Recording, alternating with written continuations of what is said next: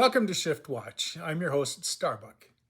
In this episode, one of the questions I'm asked most about the energetic changes taking place is what can others do to prepare? My guides always point back to drawing your attention toward understanding your unique frequency and how it aligns with the current rising vibration. No one has put that into better context, in my opinion, than Dr. David Hawkins and his map of human consciousness from the book Power versus Force. Here's a clip from some of spiritual science's outstanding work, bringing clarity to Dr. Hawkins' material for the masses. Next, since NASA launched the Parker Solar Probe in 2018, we have progressively seen closer and closer images of the sun's surface never seen before. Here is an outline of that program and a current report from WireEye of what this extraordinary activity looks like. Why should you care? This is the energy that is contributing to Earth's changing vibration, and it's finally reaching its crescendo. Then here's a clip of the Icelandic volcano that has snapped back into activity the last few days. A reminder of what this area already knows about being displaced by nature. We are simply sentient beings trying to exist and live in harmony with nature. And finally, I close this episode with a continuation of the opening clip having to do with Dr. Hawkins' map of human consciousness. Here, we focus on the higher power stages to give clarity on the human condition.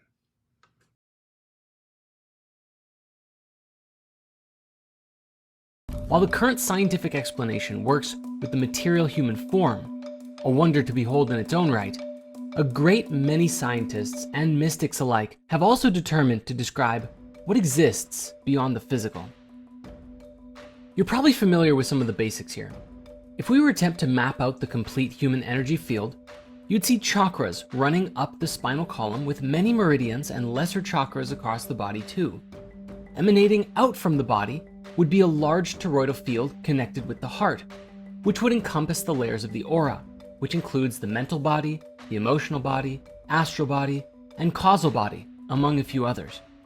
Primarily here we are concerned with the physical, astral, and causal bodies, which make up our soulful existence across the three great planes of our multidimensional reality, which we can term as the material universe, the astral universe, and the causal universe.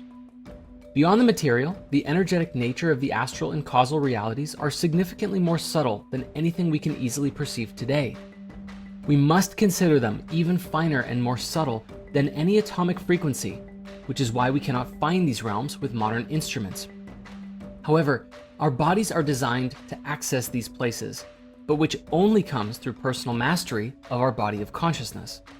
Today, many people have documented their journeys within the astral, through the art of astral projection, or have experienced them in other ways, such as through near-death experiences or potent psychedelic journeys. The human body is said to be composed of 35 divinely orchestrated thoughts, 19 of which form the astral body, and 16 elements of which are then materialized as a result, making up the physical form. The 19 astral idea elements are intelligence, ego, feeling, mind, the 5 instruments of knowledge, which are the subtle powers behind the physical sense organs of sight, hearing, smell, taste, and touch, as well as the 5 instruments of action, the powers for the abilities to procreate, excrete, talk, walk, and exercise manual skill, and 5 instruments of life force, those empowered to perform crystallizing, assimilating, eliminating, metabolizing, and circulatory functions in the body. The last 5 mentioned are the very same as the 5 types of prana we discuss in the Spirit Science episode called Types of Energy. Together, these 35 ideas are all created initially in thought through divine intelligence at the level of the causal body, which is the first body that houses the soul as it comes into existence from the indivisible spirit. The human body's energetic structure can also be mapped in other ways, such as through astrology or human design. But for now, let us take this conversation to another level. Just perceiving this map does not do as much for us as we might think. We need a usable pathway to ascend through our present understanding and into enlightenment. And that is where the work of Dr. David Hawkins comes in. He is a legendary psychiatrist, physician, researcher, spiritual teacher, and lecturer.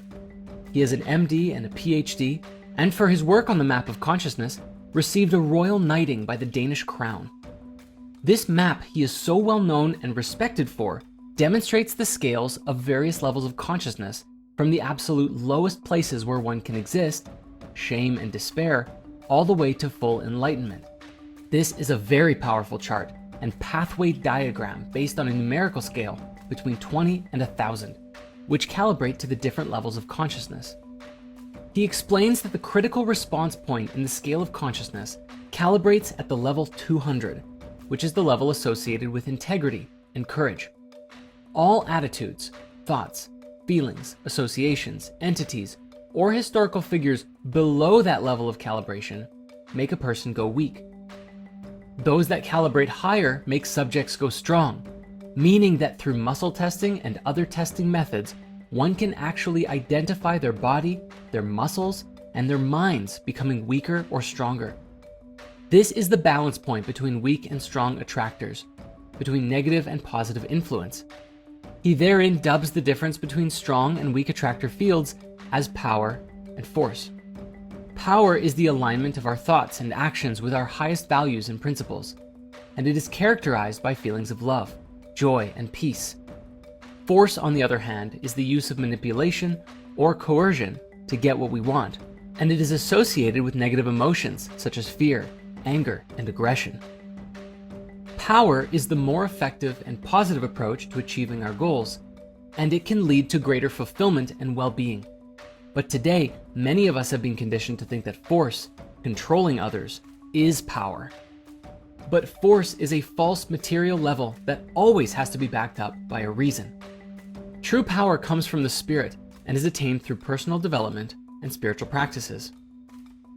At the levels below 200, the primary impetus is personal survival, although at the very bottom of the scale, the zone of hopelessness and depression, even this motive is lacking. All levels below 200 are destructive of life in both the individual and society level at large. All levels above 200 are constructive expressions of power. The decisive level of 200 is the fulcrum that divides the general areas of force and power. And as one crosses the boundary between negative and positive influence into courage, the well-being of others becomes increasingly important. By the 500 level, the happiness of others emerges as the essential motivating force. The high 500s are characterized by interest in spiritual awareness for both oneself and others, and by the 600s, the good of mankind and the search for enlightenment are the primary goals. From 700 to 1000, life is dedicated to the salvation of all of humanity. Dr. Hawkins also describes that for many people, they will spend an entire lifetime and barely move 1 point up the chart. Others may do much better, rising very quickly towards a more enlightened consciousness, especially if they are focused and committed to their spiritual development. But such miracles are far more rare in the world. But maybe times are changing though, and humanity is going through an evolutionary leap. Ultimately, that will depend on all of us. Reflection on this map can bring about a profound expansion of one's empathy for life in its variety of expressions. Throughout history, all of the world's greatest spiritual disciplines have been concerned with techniques to ascend through these levels. Most have also implied, or even specifically stated, that to move up this ladder is an arduous task. Success depends on having a teacher, or at least teachings, to give specific instruction and inspiration to the aspirant, who might otherwise despair over his inability to achieve the goal unaided. It's very important to know also that the calibration figures do not represent an arithmetic, but a logarithmic progression. Thus, the level 300 is not twice the amplitude of 150, it is 10 to the 300th power. An increase of even a few points represents a major advance in inner power, and so the rate of increase in power as we move up the scale is enormous. Further, keep in mind that for almost everyone, personal levels of consciousness are always mixed. A person may operate on one level in a given area of life, and on quite another level in another area. For example, maybe in relationships, a person is living with lots of fear, but they are very courageous in business endeavors. An individual's overall level of consciousness is the sum total effect of these various levels.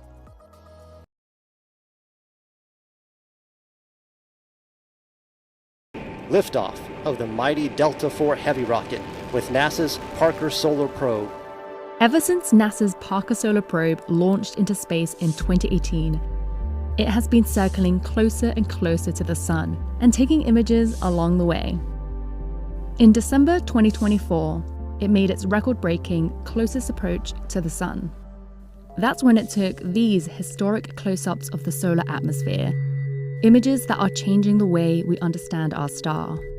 With images like these ones, we are actually going to have this full understanding of how the solar atmosphere works, and in particular, to try to predict the solar activity and mitigate its impacts. The images were taken by the spacecraft's Wide Field Imager for Solar Probe, or WISPR, which observes space in visible light. WISPR doesn't look at the Sun directly. Instead, it captures solar material just as it comes off of the Sun. When it took these images, the spacecraft was only 3.8 million miles from the Sun's surface. If Earth and the Sun were 1 foot apart, Parker Solar Probe was about half an inch from the Sun. At that distance, the spacecraft was immersed in the solar atmosphere known as the corona. Here, streams of electrically charged particles flow outward from the Sun at over 1 million miles per hour, forming the solar wind that fills the entire solar system. These images reveal previously unseen details at the origin of the solar wind. The amount of clarity and the amount of details that we got from Parker Solar Probe is totally unprecedented. But also we see phenomena that you didn't really see before, and that's where the fun begins. If you look closely, you can see key features in the images. This is a collision of 3 large outbursts of solar material known as coronal mass ejections, or CMEs. The most impactful events, multiple events that are one following the others, and understanding that interaction between CMEs will help us also have another view of their potency for space weather. When the most impactful eruptions reach Earth, they can trigger auroras, but they can also harm satellites, disrupt power grids, and expose astronauts to dangerous radiation. On the far left, there's another key feature. This region marks an important structure known as the heliospheric current sheet.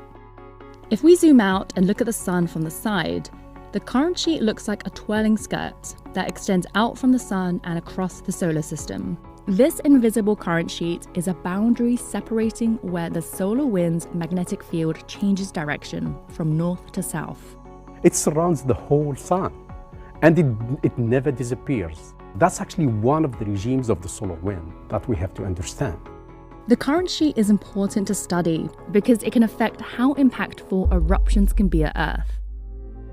We've never seen these phenomena in such detail before, and scientists are continuing to study these images to piece together how the Sun affects Earth and the rest of the solar system. Parker Solar Probe is opening our eyes on a new reality about our star, the Sun. It is rewriting the textbooks for us.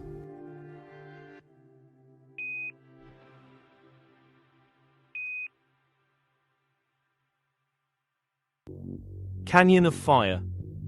For days, astronomers have been monitoring an enormous filament of magnetism curling over the northeastern limb of the Sun. Yesterday, it erupted. NASA's Solar Dynamics Observatory recorded the upheaval. Debris from the filament flew through the Sun's atmosphere, carving a canyon of fire more than 400,000 kilometers long. The walls of the canyon are at least 20,000 kilometers high, a Grand Canyon, on the Sun. Here it is observed on the SDO 304 and 211 filters. This eruption also hurled a CME into space. The SOHO C2 and C3 filters shows multiple CME erupting from the Sun, but we don't yet know if there is an Earth-directed component.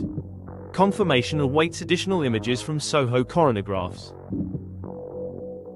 There is a CME model from today that shows a large CME going away from Earth missing the inner planets, but it hasn't been updated yet, so I still await further information.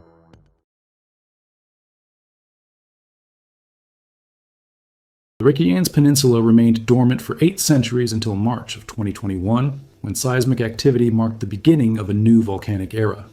Before that, the volcanoes in the region were considered inactive, with historical records indicating the last eruption occurred in the 13th century. The reawakening began with tremors that culminated in the eruption of the Fagradalsfjall volcano, surprising both scientists and residents. Since then, the peninsula has recorded 12 eruptions, with a significant increase in frequency. This geological awakening has transformed Reykjanes into one of the most active points in Iceland. Experts believe this activity could persist for generations. The first eruption in 2021 was a milestone, as it occurred in an uninhabited area, allowing studies without major risks to the population. Fagradalsfjall expelled lava for weeks, creating new fields of solidified rock that attracted tourists. In 2022, another eruption in the same region reinforced the idea that Reykjanes had entered a phase of continuous activity. Unlike the current eruptions, these earlier events had less impact on local infrastructure. The absence of significant ash prevented global disruptions, unlike the event of 2010. Iceland quickly adapted, implementing safety measures. In 2023, the peninsula faced 3 eruptions, notably the one in December, which forced the complete evacuation of Grindavik.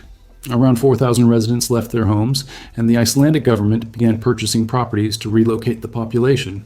The frequency of eruptions increased in 2024, with 5 events recorded, some causing damage to roads and geothermal water pipelines. Each eruption brought new challenges, such as the need to build barriers to divert lava. Iceland's resilience was tested, but the country showed preparedness in facing the situation. The Sundhnúkur volcano, the focus of the current eruption, has become one of the main points of activity in Reykjanes. Its eruptive fissure is a classic example of fissure eruptions, common in the region. These differ from volcanoes like Vesuvius, which produce violent explosions. In Reykjanes, lava flows more controllably, but still requires constant monitoring. The reactivation of the peninsula is attributed to the movement of tectonic plates, which creates pressure in the Earth's mantle. Scientists use advanced technologies, such as seismographs, to predict future events. The story of Reykjanes reflects Iceland's unique relationship with its volcanoes. The country, located on the mid-Atlantic ridge, is a natural laboratory for geologists. The frequent eruptions since 2021 have provided valuable data about the planet's dynamics. Today, July 16, 2025, the Reykjanes Peninsula in southwestern Iceland was the stage for another volcanic eruption, the 12th since 2021. The eruptive fissure, about 1¼ miles long, 2 kilometers, opened near the Sundhnúkur volcano, releasing glowing lava and gray smoke. The eruption began at 3:56 a.m. local time, following a series of intense earthquakes. Local authorities quickly evacuated the village of Grindavik and the famous Blue Lagoon geothermal resort to ensure safety. Unlike past events, this eruption does not directly threaten infrastructure, but volcanic gases are being closely monitored. Iceland, known as the land of ice and fire, continues to fascinate the world with its unique geological activity. Lava is flowing southeastward, away from populated areas, which brought temporary relief to authorities. The Icelandic Meteorological Office reported that the lava flow is steady, but not as intense as in previous eruptions. Live footage shows a spectacle of molten rock contrasting against the dark sky, drawing attention from scientists and tourists alike. The current eruption reflects the reactivation of the volcanic systems in the region, which had been dormant for 8 centuries until 2021.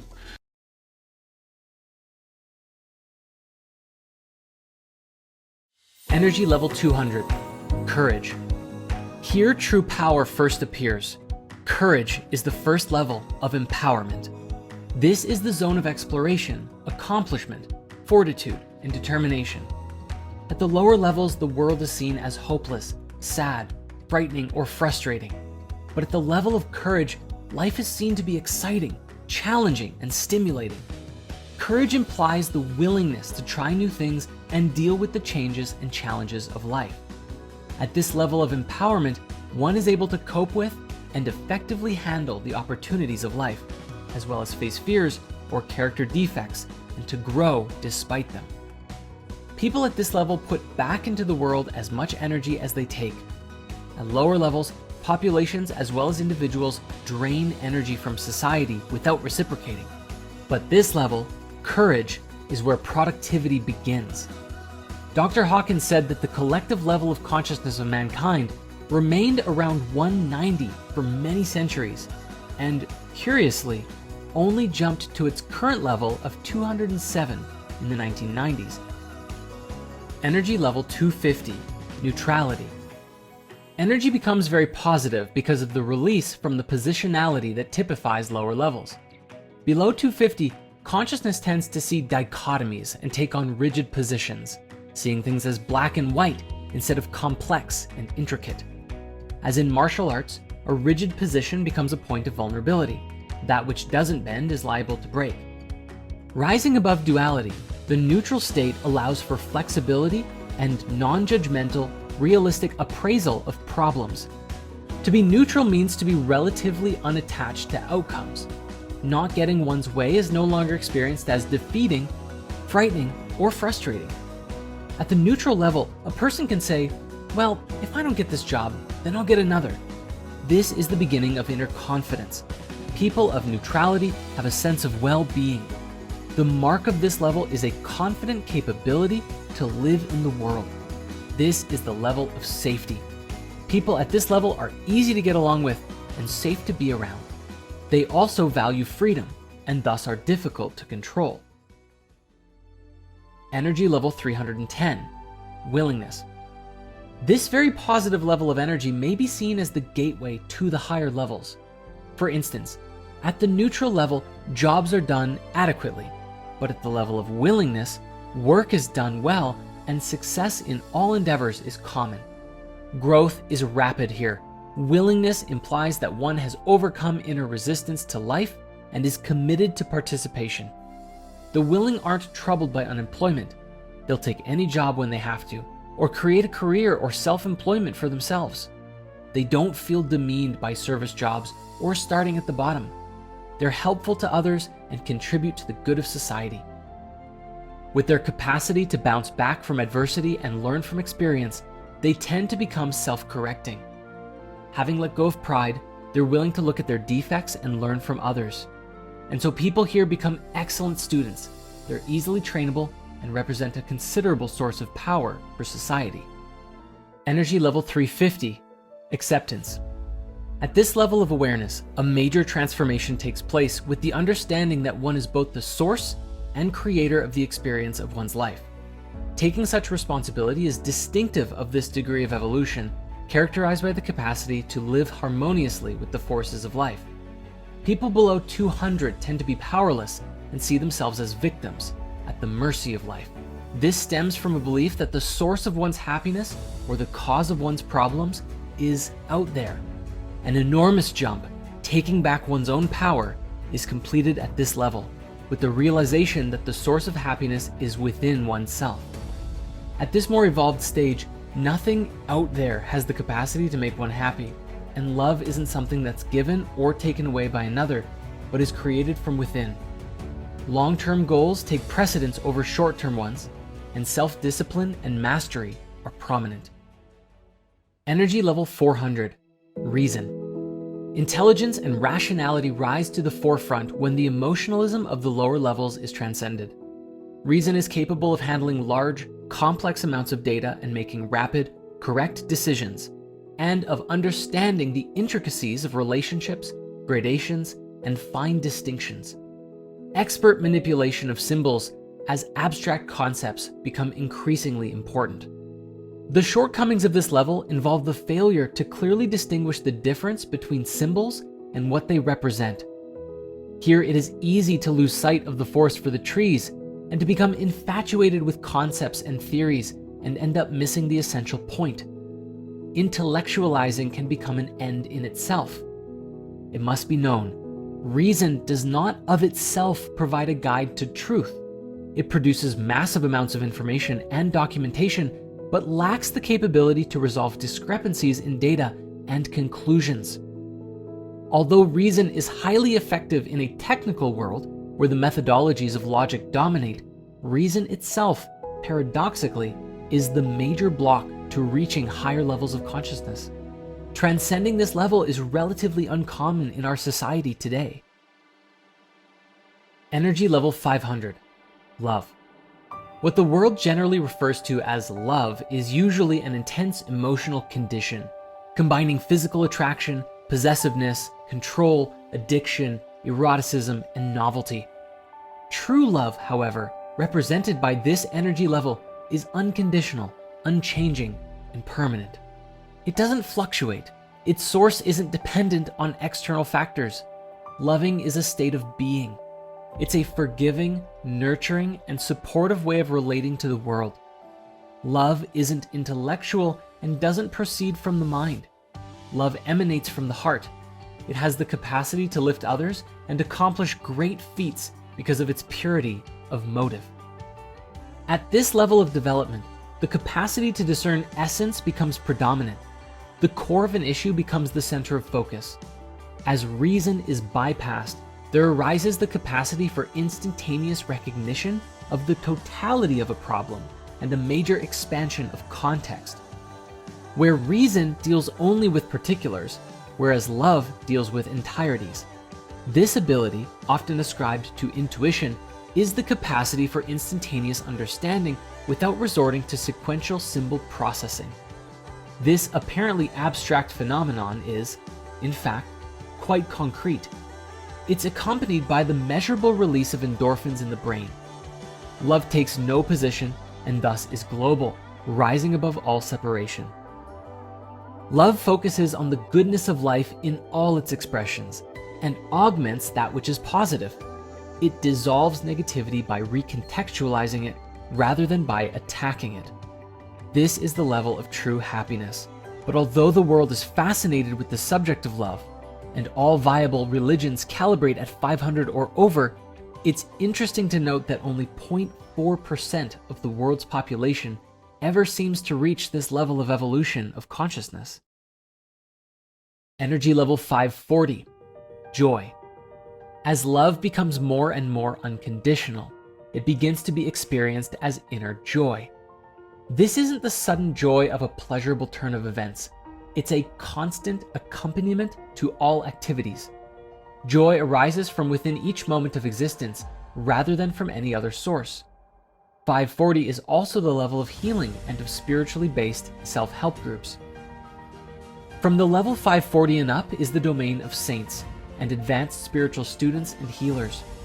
A capacity for enormous patience and the persistence of a positive attitude in the face of prolonged adversity is characteristic of this energy field. The hallmark of this state is compassion. People who have attained this level have a notable effect on others. They're capable of a prolonged, open visual gaze, which induces a state of love and peace. At the high 500s, the world one sees is illuminated by exquisite beauty and the perfection of creation. Everything happens effortlessly by synchronicity, and the world and everything in it is seen to be an expression of love and divinity. Individual will merges into divine will. A presence is felt whose power facilitates phenomena outside conventional expectations of reality, termed miraculous by the ordinary observer. These phenomena represent the power of the energy field, not of the individual. One's sense of responsibility for others at this level is of a different quality from that shown at the lower levels. There is a desire to use one's state of consciousness for the benefit of life rather than for particular individuals. This capacity to love many simultaneously is accompanied by the discovery that the more one loves, the more one can love. Near-death experiences, characteristically transformative in their effect, have frequently allowed people to experience the energy level between 540 and 600. Energy level 600, peace. This energy field is associated with the experience designated by such terms as transcendence, self-realization, and God consciousness. It's extremely rare, only attained by 1 in 10 million people. When this state is reached, the distinction between subject and object disappears, and there's no specific focal point in perception. Not uncommonly, individuals at this level often remove themselves from the world, as the state of bliss that ensues precludes ordinary activity. Some become spiritual teachers, others work anonymously for the betterment of mankind. a few become great geniuses in their respective fields and make major contributions to society. These people are saintly and may eventually be officially designated as such, although at this level, formal religion is commonly transcended to be replaced by the pure spirituality out of which all religion originates. Here there is an infinite silence in the mind which has stopped conceptualizing. That which is witnessing and that which is witnessed take on the same identity. The observer dissolves into the landscape and becomes equally the observed. Energy levels 700 to 1000. Enlightenment. This is the level of the great ones of history who originated the spiritual patterns that countless people have followed throughout the ages. All are associated with divinity, with which they're often identified. This is the level of powerful inspiration. These beings set in place attractor energy fields that influence all of mankind. At this level, there is no longer the experience of an individual personal self separate from others. Rather, there is an identification of self with consciousness and divinity. The unmanifest is experienced as self beyond mind. This transcendence of the ego also serves by example to teach others how it can be accomplished by all. This is the peak of the evolution of consciousness in the human realm. Great teachers uplift the masses and raise the level of awareness of all of humanity. To have such vision is called grace, and the gift it brings is infinite peace, described as indefinable beyond words. At this level of realization, the sense of one's existence transcends all time and individuality. There's no longer any identification with the physical body as me, and therefore its fate is of no concern. The body is seen as merely a tool of consciousness through the intervention of mind, its prime value that of communication. The lower self merges back into the supreme self, the spirit. This is the level of non-duality or complete oneness. There is no localization of consciousness. Awareness is equally present everywhere. Great works of art depicting individuals who have reached the level of enlightenment characteristically show the teacher with a specific hand position called mudra, wherein the palm of the hand radiates benediction. This is the act of transmitting this energy field to the consciousness of mankind. This level of divine grace calibrates up to 1000, the highest level attained by anybody who has lived in recorded history, namely the great avatars for whom the title Lord is appropriate: Lord Krishna, Lord Buddha, and Lord Jesus Christ. Now, alongside these levels, we could imagine a graphic representation of the distribution of these respective energies among the world's population to resemble the shape of a pagoda roof, in that 85% of the human race calibrates below the critical level of 200, while the overall average level of human consciousness today is approximately 207.1, or at least it was when this material first was published. The power of the relatively few individuals near the top counterbalances the weakness of the masses towards the bottom to achieve this overall average. As mentioned, only 4% of the world's population calibrates at an energy field of 500 or above. Only 0.4% reach 540, and a level of consciousness calibrating at 600 or above is reached by only 1 in 10 million. At first glance, these figures may seem improbable, but if we examine world conditions, we'll quickly be reminded that the populations of entire subcontinents live at a barely existing level. Famine and disease are commonplace, frequently accompanied by a state of political oppression and scant social resources. Many of these people live in a state of hopelessness, calibrating at a level of apathy in resignation to their abject poverty. We must also realize that much of the remainder of the world's population, civilized as well as primitive, lives primarily in fear. The majority of humans spend their lives in a quest for one form of security or another.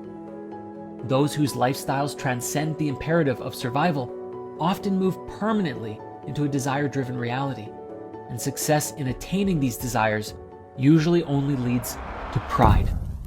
However, any truly meaningful human satisfaction cannot even commence until the level of 250, where some degree of self-confidence begins to emerge as a basis for positive life experiences in the evolution of consciousness.